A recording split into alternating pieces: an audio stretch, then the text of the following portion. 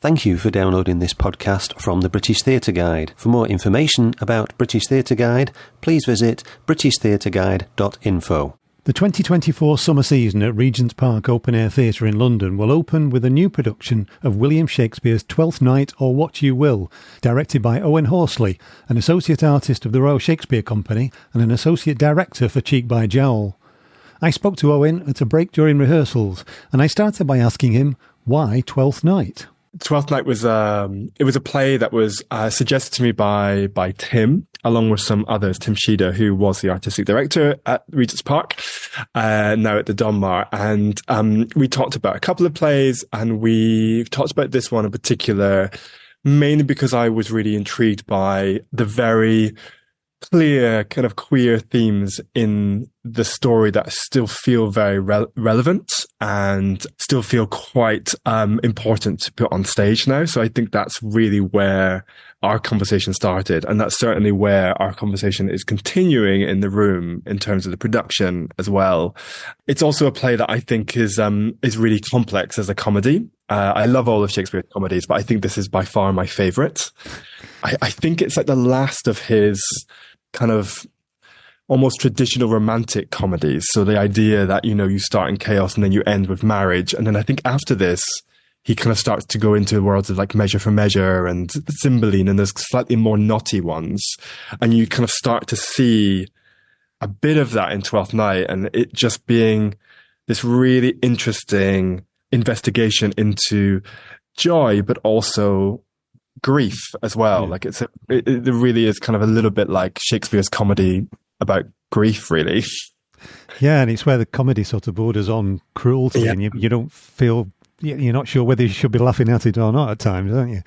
Yeah, and I think because I was talking about the titles, The Twelfth Night or What You Will, and I was quite keen to keep the What You Will in that sense, like the you is very much the audience in terms of like, it's up to you to feel what you feel about this play, because you can't deny some of the actions on stage are undeniably cruel. There are lines that are crossed and then crossed again, and there are tricks on stage that you as an audience are, by the nature of Shakespeare's expert plotting, you have more information than everyone else on stage. So you are therefore implicated in everything that's happening. So I love that title of What You Will being somehow put on the audience and then being culpable in what's happening in front of them. So we've kept that element of the title. At the centre of this ambiguity, though, is Malvolio, which is he's a fascinating character, because it starts off seeming like a typical sort of comic villain, but by the end, depending on the production, sometimes you feel sorry for him. So which way are you tending to? I think it's really hard to not feel sorry for him in that final scene. I think the element of the letter, for example, that plot being, it's actually really funny. That to me feels genuinely funny as something preying upon, as Olivia calls him, sick of self-love. That it is preying upon that kind of quality, that characteristic of him, that, you know, it's quite enjoyable to see that to a degree. The scene where it kind of crosses over a line is when they put him in the kind of the dark room and bind him, and you're like, okay, this feels like it's going a little bit too far. We've just looked at that scene actually now, and just before lunch, and you kind of have to again let the audience sit with that, really. Yeah, we're not trying to do anything either or. We're just presenting the scene as it is written, with the level of kind of joy that's played out in Feste's role play, but also therefore putting someone on stage who's very vulnerable. Yeah, and you just have to let the audience go, like, okay, this is take from what you will in this scene, which I think is great actually, to keep putting it into the play and just and allowing the audience to respond to it. Yeah. All of that scene when he's locked away, it just seems to go on and on and on, doesn't it? Like it gets worse and worse. And it gets worse and worse. And he finds such with Feste, of course, Feste being the one that's kind of very much also instigating the plots. The vulnerability in Malvolio, once the topaz is gone, asking for the pen and ink. I think that's the moment where you begin to see the real sympathetic Malvolio. Yeah. And I think, I mean, I wasn't there, but back in the day in Shakespeare's time, Malvolio was there to represent the Puritans, the Puritan kind of vein that was running through London at that time, that was very much trying to shut the theatres down. So in a sense, the audience were probably much more kind of keen to see Malvolio being punished in this way. But I just don't think, we just don't have that connection anymore. So we have to sit in it and kind of go, well, how much would you as an audience sit there and allow this cruelty to happen? So when it says, I'll be revenged on the whole pack of you, you do kind of go, he's probably also speaking to the audience. Yes. At that point as well, because they were all there and they know exactly what trick was played on him. But yeah, the audience's role, I think, is really key to this play. Yeah, the audience is culpable, but of course the Puritans did close the theatres only a few years after. Yeah, they got their way.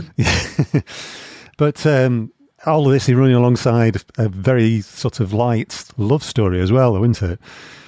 Yeah, it's really. I mean, there's so many wonderful oddities in the decisions that characters make in this play. That just right at the beginning, Viola's kind of decision to go, I'm going to dress up as a boy. Yeah.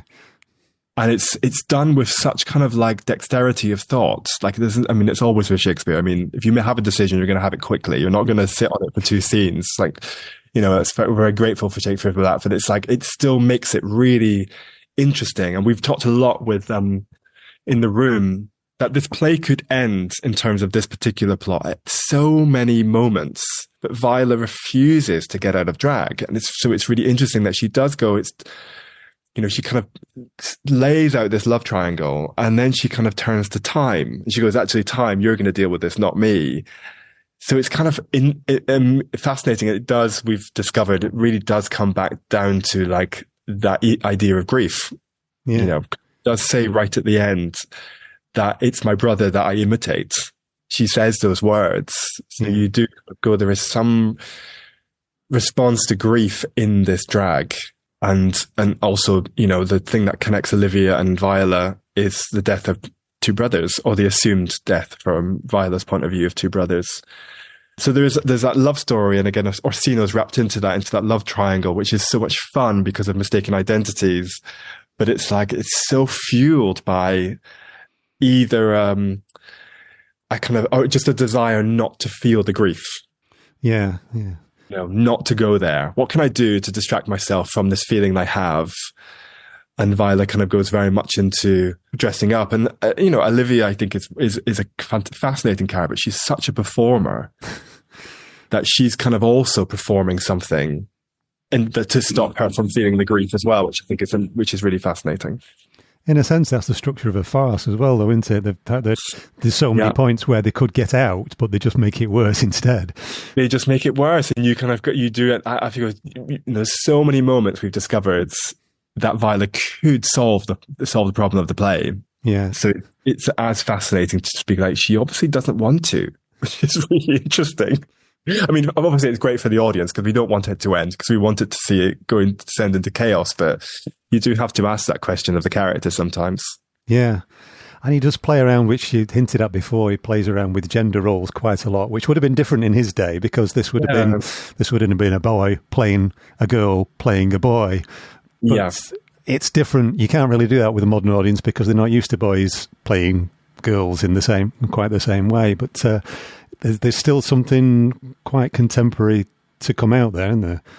There is, I think, because the all male companies that were during Shakespeare's time, there was an awareness, a kind of meta theatricality, which everyone was party to, of the performance of gender. And you even think about now in the world that we live in about there is still this way of a performative gender that we're now trying to like slightly question and break that down a little bit more. But when you see someone perform gender on stage, it is interesting because you continue to question the need for it. And also, Viola's really fascinating as a kind of, through her drag, she begins to see the roles that women play and perform very differently. So it's like through the lens of performing the male, in order to disguise herself, she begins to see women in a very, very different way, which is kind of fascinating in terms of what the kind of license and permission and epiphanies, which is play is a lot about epiphanies that drag can give you. Yeah. And by putting something in a comedy, it sort of stresses the absurdity of some of it, doesn't it? It does. I mean, it's like, why do we perform in such ways? I mean, it's so interesting that we lean into those performances of gender, and our whole kind of structure of society sometimes seems like it relies so much on that. And as you say, sometimes to absurd degrees. But yeah, I think there's also the meta theatricality of it, I think, is a thing that we can still understand and enjoy, even if we don't have that added boy playing girl playing boy kind of sequence. Yeah, because it's a lot of Shakespeare. Shakespeare often refers to theatre. I mean, meta theatre is built into all of Shakespeare, really, isn't it? There's always that line, you know, if I saw this played upon a stage now, I would kind of see it in probable fiction. It's like, there's always a line where he's going, yes, we're in a theatre together. Yes. No fourth wall ever, which is also just brilliant, I think. Which makes obviously why we're still doing his plays now, is because they just quite literally embrace the theatrical. Like, you cannot deny the theatricality of these plays and how they're structured and performed. And so that's kind of just the joy of them, I think. So what's your setting of the play? How is yours? What's your approach to it? Yeah, so we've been quite bold in our approach to it in terms of we've set it all in a single location. So it is in a cafe by the ocean, and it's called Olivia, and it's filled with sailors coming and going. So it's very much like a stop-off place in a port where Olivia is the star, basically. But of course, as we know, the play starts in grief, and also the play starts with an idea of it being stuck. So this once great cafe is now a little bit decrepit, and it's being a little bit unloved. And Olivia's not performing anymore, and there's far few sailors in terms of the coming and going. So we're seeing a world that has experienced great grandeur and glitter and camp, and now it's kind of lost its life a little bit. And it's all played within this space. So we lose the kind of jumping back and forwards, and we've found a way, which I think works quite well, flowing the play together within the space, almost making this cafe a character within the play. There's that sense of I've always found a little bit with Twelfth Night that there's kind of quite Chekhovian qualities within this play, and I think when I think of Chekhov, I always think of like the location and the space and the house that has so much history and life and tragedy in it. Yeah. And this cafe being a space that is essentially, it's a queer space, a queer, open kind of space where people have experienced great joy, great sadness. So it's like it has a history to it, which I hope kind of imbues this play with what I think is quite important, with a sense of past lives. I mean, it's that line that Andrew says, "I was adored once too." I'm just like, that's the play that we're in, that there's each character has a life that has gone on way before that this play has begun. The characters like Toby and Mariah and Feste, they've all lived together and gone through stuff together.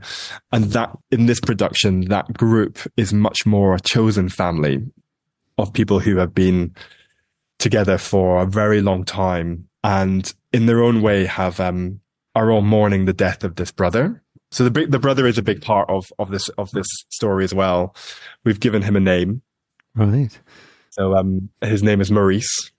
And he is the little brother of Olivia. And really the idea that this character who's absent from us is a great loss to everyone, in the sense that, you know, Malvolio's kind of stepped into a role because of Olivia's grief.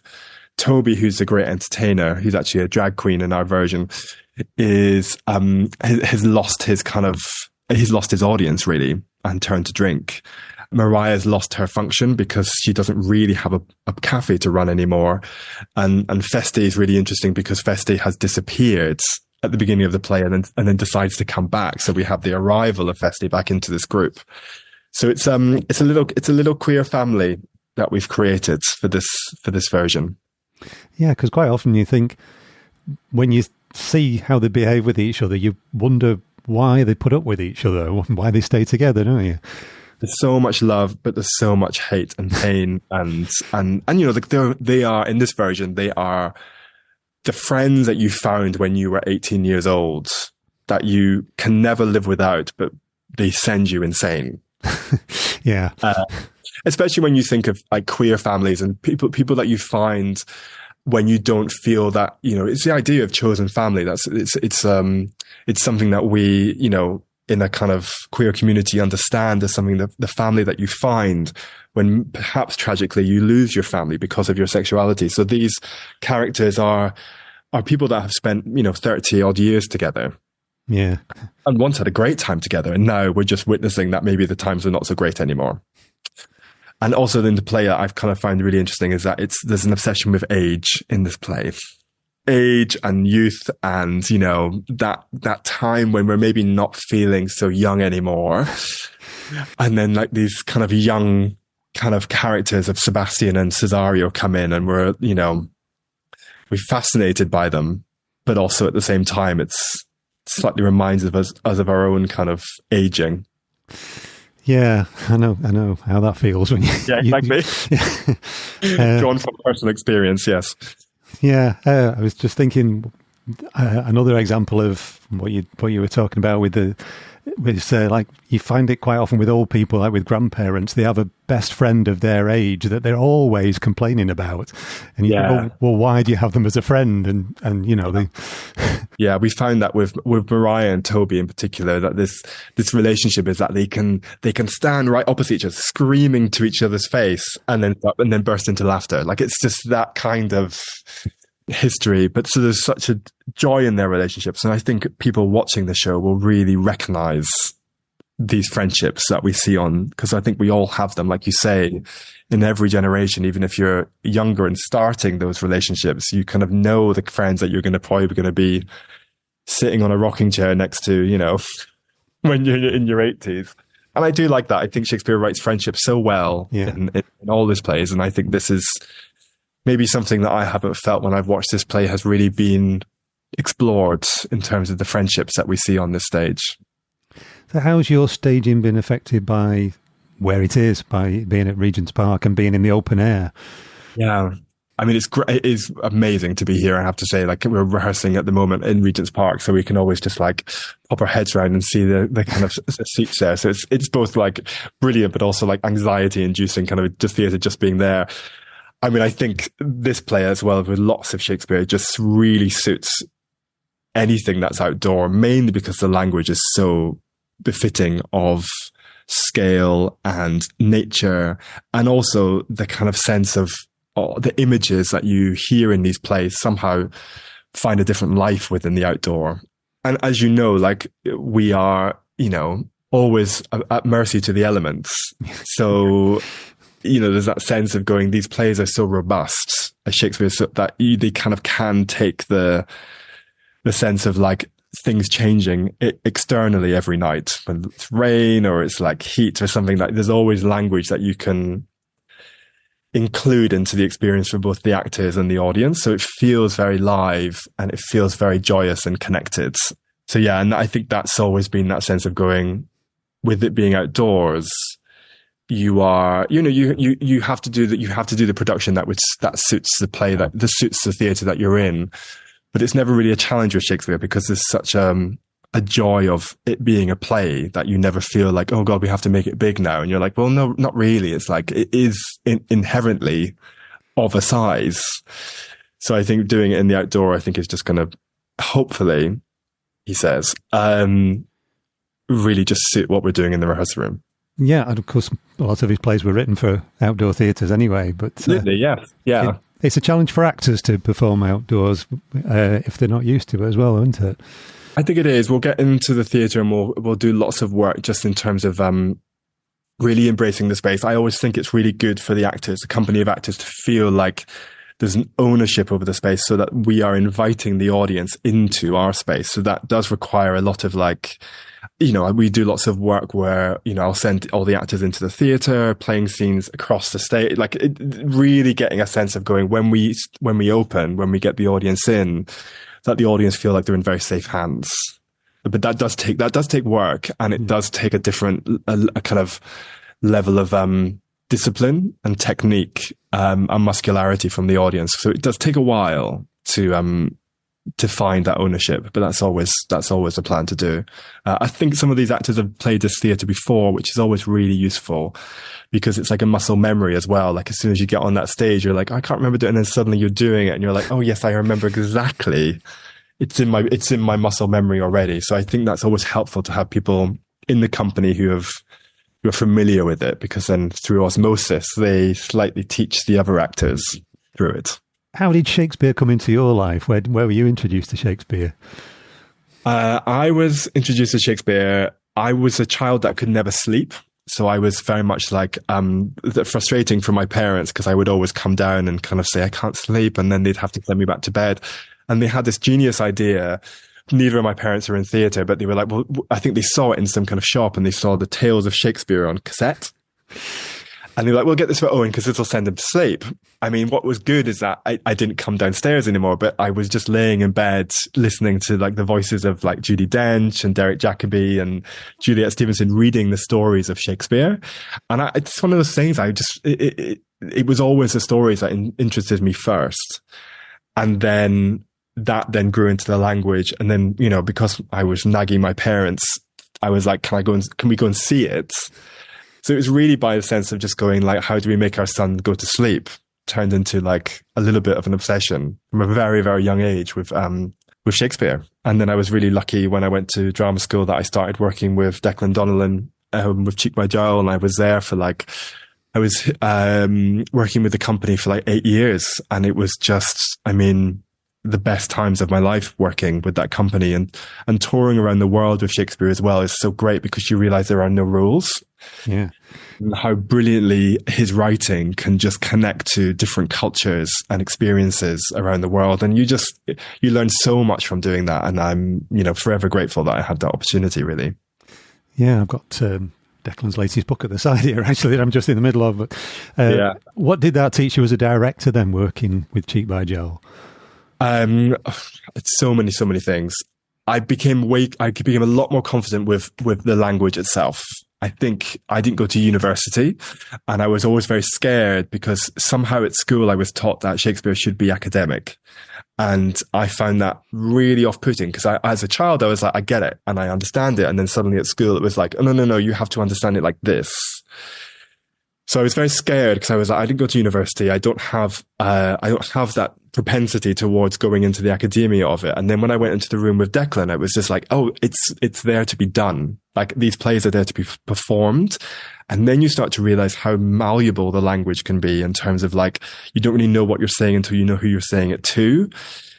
So the idea of all of Declan's ethos as being like the thing that exists outside you, your target is the thing that you're trying to change. So then you're like, oh, the language is just active. Like it's not either academic, it's not purely poetical.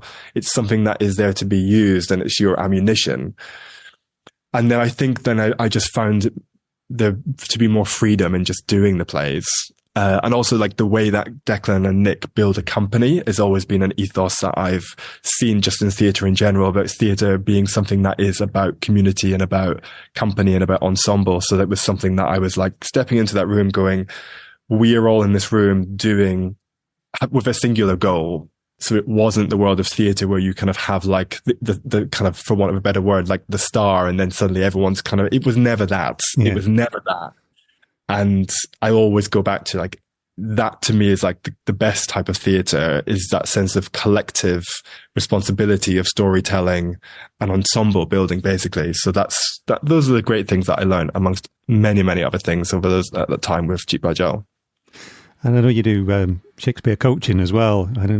I know I've been teaching kids and teenagers for years, and some of them, they're perfectly natural when they speak in contemporary language. You give them Shakespeare because it's Shakespeare. They feel like they've got to do it in a different way, or they're daunted by it. And you've got to break that down, haven't you? How do you get through those barriers? You do. I feel like we're in a good place at the moment in terms of just culturally, in terms of Shakespeare really shifting out of that. Because when I went to drama school, there was still very much the push of going RP, RP, RP. Whereas now I really feel like we're moving beyond that. And I think that's really good because I think that was a major barrier.